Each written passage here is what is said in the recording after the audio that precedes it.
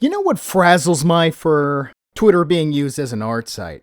God dang, does this peeve me off.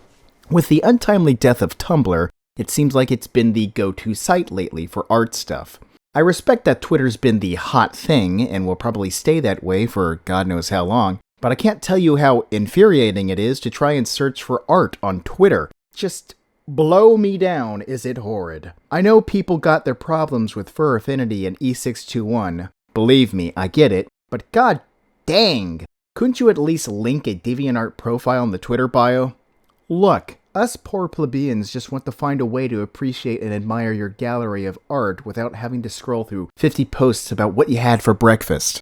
While I appreciate reading your thoughts on the newest Marvel movie or what you had for breakfast, I'm just trying to look at cute furries, man. Rest assured, though, those of you who use Twitter, I ain't knocking you if you want to spend your day politely discussing complex political issues in 280-character posts. Everybody knows the best takes come from Twitter, after all. And on some level, I get why. I know Twitter these days is one of the best places to advertise your art, ironically. That said, the process of sifting through all the tweets to find any art is the equivalent of trying to get an honest answer from the HR department for why an entire department was just fired. It's a frustrating maze of platitudes and glib assurances that doesn't really convey anything meaningful. Even Telegram, for all of its faults, has an ability to see all the images posted by a user or a group. Not me, Twitter boasts proudly. Why would you want a feature that makes it easy to find anything less than a day old? That'd be silly. Speaking of having a hard time finding things on Twitter, the artists who use Twitter for advertising deserve purple hearts for dealing with this god-awful UI. The UI on Twitter looks like the amalgamation of the clustered blockiness of 2000s era UI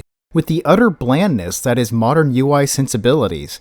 It's somehow the worst of both worlds rolled up into one. It's quite amazing, really. It's like, instead of the unsightly menu bar, they resorted to just throwing a bunch of buttons and icons below each tweet. And it contrasts a bit with the whole clean and bland UI design thing they have going on. Yet, on the same token, they go for the menu bar anyways with the 3 dots on the top right. The left panel more button is even worse. They had so much crap they couldn't fit on the left panel, they needed a more category to fit the rest, which brings up a 90s style menu panel. It's a mess of conflicting design approaches. It's like there's some sort of identity crisis going on. It's like I'm watching a webpage go through puberty and battle with angst. I'm half expecting Twitter to start arguing with Elon Musk and tell him he's not his real dad, then start sneaking out of the web server while Elon is asleep to vandalize his SpaceX website. If there's one thing I learned through my time on Twitter, it's that running Twitter is literally harder than rocket science. Okay, so let's say you get past the horrible search feature and the frustrating UI, but now the site is bombarding you with recommended posts which are just ads. So, hey, I know you're in the middle of looking at dummy thick furry OCs, but here's an ad for Barista Bar, because we know your stupid ass is thirsty as hell.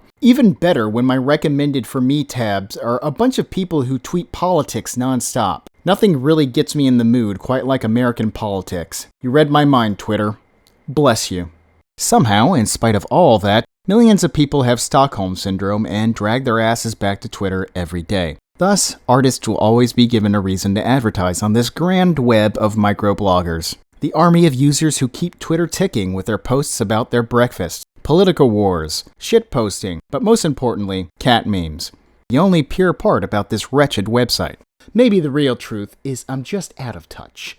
I'm just not hip and with it anymore. Just an old fox man yelling at clouds. Maybe the time of art gallery websites is in the past. And the future of art is to view it alongside ominous warnings about the imminent danger the US faces from the left and the right. I guess all art is truly political indeed. To quote the great Miyazaki, social media was a mistake. Anyways, that's it for this video. A little spicier than usual, and a little shorter than usual, but hopefully it gave you a bit of a chuckle. Also, a big thank you to all of my new subscribers. I do truly appreciate it. The FA ads are working out quite well. Yay, for me.